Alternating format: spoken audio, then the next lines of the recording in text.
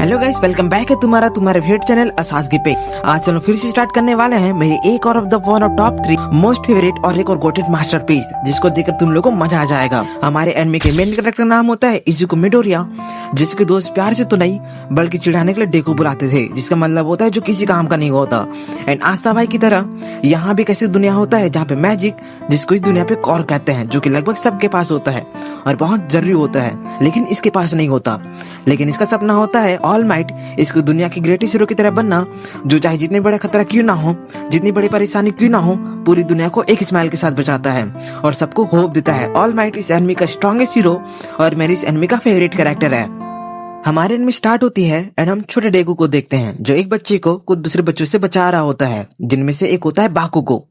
डेकू और बाकुगो बचपन से दोस्त तो नहीं, लेकिन बस एक दूसरे को जानते हैं। डेकू न भले इस बच्चे को बचा तो लेता है, लेकिन खुद बेचारा बहुत ज्यादा पीट जाता है, क्योंकि इसके पास तो कोई और होता नहीं।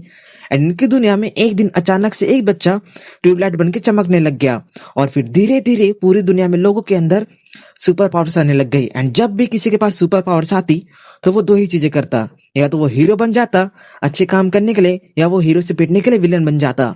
एंड डेकू जबकि इसके पास कोई भी कौर का नहीं होता, इसका भी सपना होता है हीरो बनने का। एंड यह सपना इसके अंदर इसके फेवरेट हीरो ऑल माइट की वजह से आया होता है। एंड डेकू बचपन से बस कुछ भी करके ऑल माइट की तरह बनना चाहता था, लेकिन इसकी पूरी दुनिया उस दिन उल्टी हो जाती है जब इसे पता चलता है कि इसके अंदर कोई भी कौर का नहीं है, यानी कोई सुपर पावर नहीं है। इसका दिल टूट जाता है, लेकिन फिर भी ये अपने फेवरेट हीरो की तरह एक स्माइल करता और अपनी मम्मी से बस एक चीज पूछता है, क्या वो अब भी हीरो बन पाएगा? जिस पे इसकी मम्मी इसे पकड़कर रोने लगती है एंड इसे वो नहीं कहती जो यह सुनना चाहता था।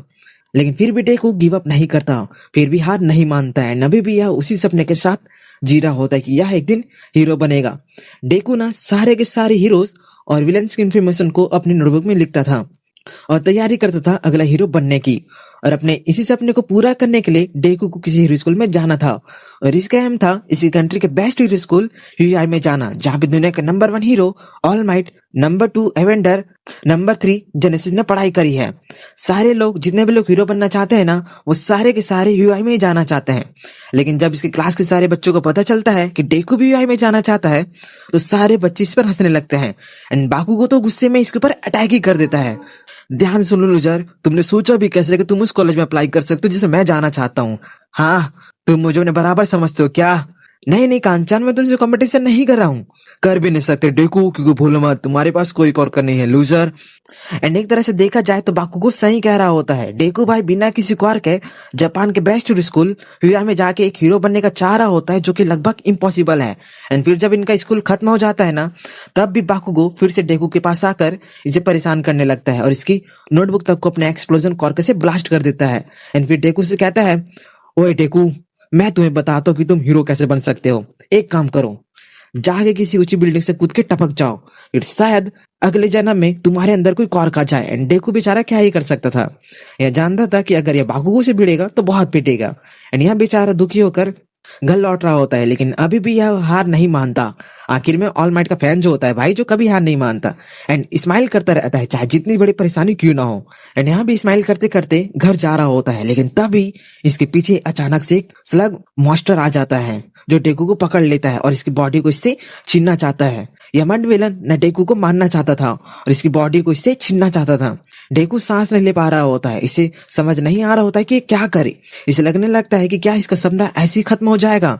क्या सच में कभी हीरो नहीं बन पाएगा? क्या कभी अपने आइडल, अपने favourite hero All might say नहीं मिल पाएगा? लेकिन तभी इससे एक आवाज आती है, चिंता मत करो बच्चे, क्योंकि मैं यहाँ आ गया हूँ।